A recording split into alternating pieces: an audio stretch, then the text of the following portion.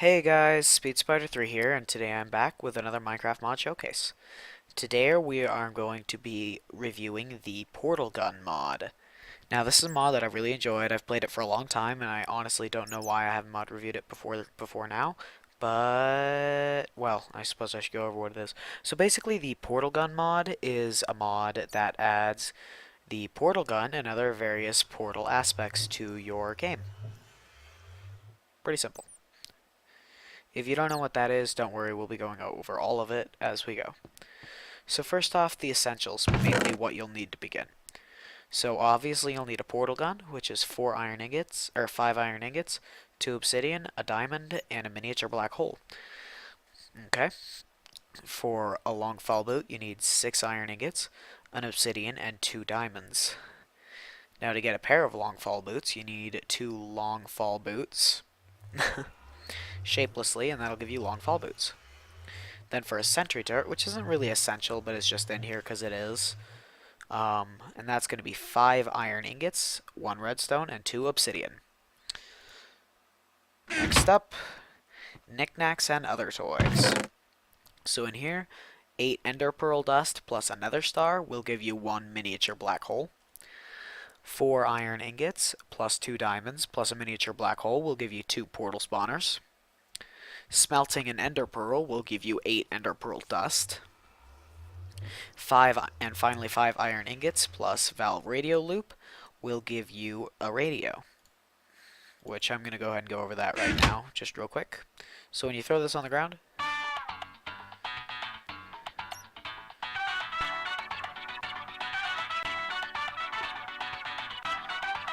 and you can just sort of push it around, because why not?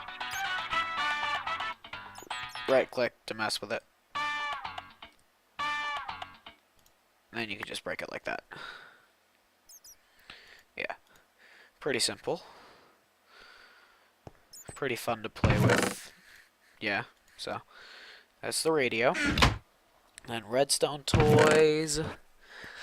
For 4 iron ingots plus 2 cold ingots plus a redstone will give you a high energy pellet launcher. 5 iron ingots plus a redstone plus 2 glass panes plus a weighted companion cube will give you a weighted companion cube vent. 2 obsidian plus 2 iron ingots plus 2 gold ingots plus a redstone will give you 1 high energy pellet catcher. And finally, 1 iron ingot plus 1 redstone plus 1 glass block will give you an electronic intelligence indicator. That's what I forgot. I guess I'll go over this right now real quick. So basically, this thing's pretty simple. It's purely aesthetic. When you place it into the world like that, it'll have an X, and when it receives a redstone signal, it turns into a check mark. Great way to indicate if your test subjects failed or not.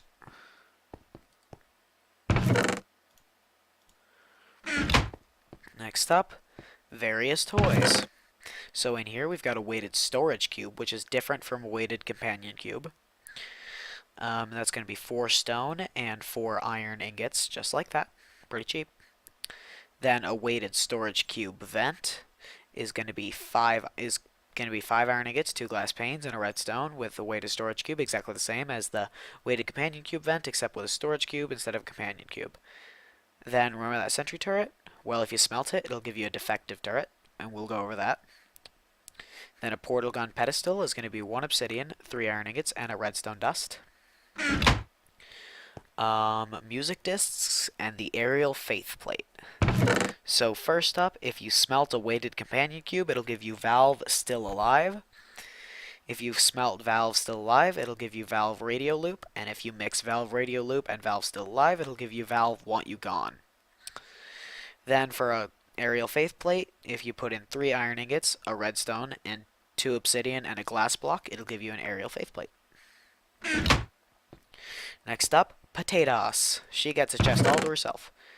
1 potato plus 2 redstone torches plus a stone button plus dandelion yellow dye plus 2 redstone repeaters plus a redstone dust plus a jukebox will give you potatoes.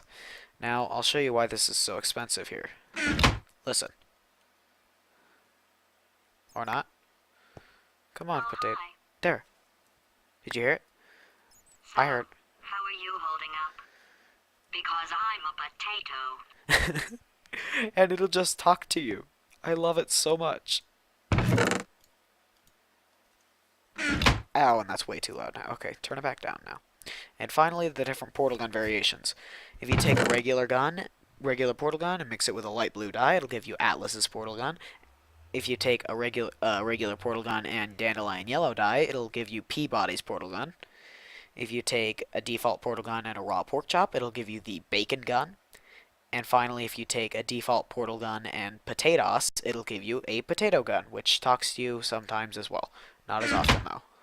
Ow! You stabbed me. What is wrong with you? Hold on. Do you have a multimeter? Never mind. The gun must be part magnesium. It feels like I'm outputting an extra half a volt.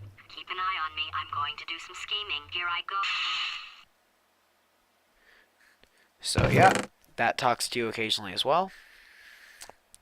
Now, the neat thing about the bacon gun is if there are multiple players playing with that have a bacon gun, and say one player puts a portal there, and then another player with a bacon gun puts a portal there and there, then they won't interlock with each other. Whereas with regular portal guns, if a player put a yellow portal there and a blue portal there, and a different player put a yellow portal there and a blue portal there, it would move those portals. But these are player specific. Now I suppose this is a good time to go over portals. So, as you can see, there's a portal over there, portal over here. If I just step through, transports me. You can put those on the ground, ceilings, whatever. Also with the portal gun, if you press your extra key, mine is G, then you can pick up most blocks and items. And blocks can go through portals. Somewhat. So, yeah. That's rather neat.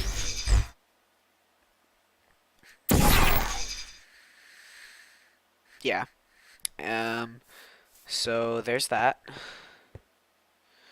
And that's all the crafting recipes. Now, y'all are probably wondering about the companion cube, right? I would hope so, otherwise you wouldn't be a very good audience. So if you come over here, as you can see, we've got a weighted storage cube, which we can just sort of push around, because why not? And we've got a rose. If we take that row,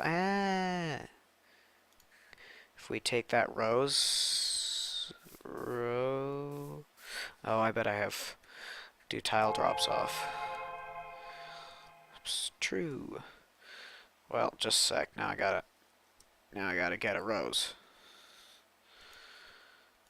Yes, I use NEI. If any of y'all have a problem with that, you can take it up with my lawyer. If I had one. So anyway, if I just grab a rose, I can select it, hold right click there, and there we go. We get a companion cube. Now I can break him. While he's in your inventory, you can use him to heal you. I'll give you an example of that right now. If my computer stops being retarded.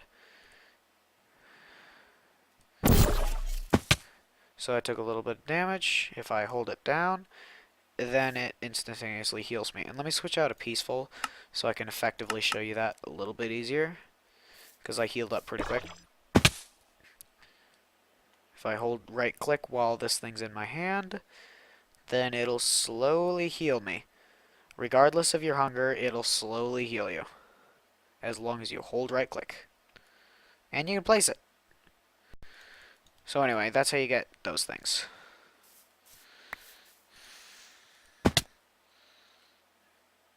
Did that just happen? That just happened. Why do I just have a random, like, hole here? Okay, well, whatever. That won't work, will it? Ooh, crap. Okay.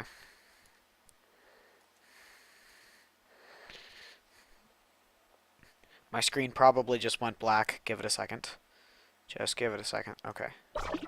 That was just because I was switching into full screen mode. By the way, if you press R by default, it'll close up both portals. You left click to launch off a normal portal, right click to launch off a secondary portal. So, now that that's done, let's get inside.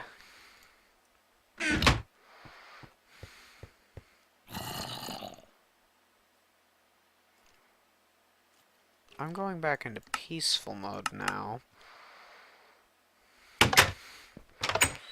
Okay, so curtain 1 and curtain number 2. Let's start with curtain 1 as per usual. So in here, I've set up a small testing area to show some of the stuff you can do.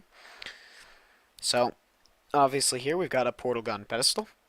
Pretty sweet. Displays your portal gun for you. You just left click to pull that off.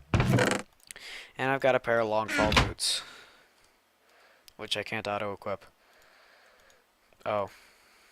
Maybe I can. So now I'm wearing long fall boots. Now basically what these do is they nullify all fall damage. You cannot take fall damage while wearing these. Ever, period. So let's begin the test. First up, this is an aerial faceplate. You can configure these however you want. So horizontal and vertical power, and whether or not you want it to require redstone. So right now this will launch me straight upward, and if we can land next to it, you can see it has a cool animation for that. Now, there we go. You can use this to create some fun stuff. Got it. Now that was a high energy pellet launcher. That launched off a pellet from up there, which powers this thing, which powers that. And this is the portal spawner. It spawns a portal for you. Now next up, if we place a portal there, place a portal there, just like that, and we activate this pellet launcher. Hold on. I keep trying to... I've been playing a lot of Steam games, so I'm used to pressing E to interact with stuff. You can right-click that, it'll launch off, power that, which actually drops a companion cube from that vent. Then we can place a portal there, and place a portal there. To power that, activating a piston, which creates a trail here, which I'm apparently really stupid. Again. Ugh. I'm just having an off day. That'll launch that off, which you can't see it, but it actually created a portal right there, and... Ugh. And you can just pop on through. Now if I close up both portals, as you can see, you can right-click this, choose a color for it to spawn with, and you can choose whether or not it closes when redstone power shorts out. So basically that's it for this mod, but I'm guessing you guys would like to see curtain number 2. So here goes. This, my friends, is my useless machine. If I grab a lever, throw it down, and right-click, it does that. Now, this is horribly overcomplicated, but so here I'll go through a run over of what it does. So it emits a redstone signal over here, which goes through this block, hitting an inverter, which goes down here. You can't really see it, but it hits another inverter, which triggers a pulsar, which creates a redstone pulse, which triggers a double inverter, which triggers a primitive T flip-flop, which then goes through, triggers another pulsar, which comes up here, sends a signal off that way to reset the T flip-flop, and a signal off and down this way to trigger the piston.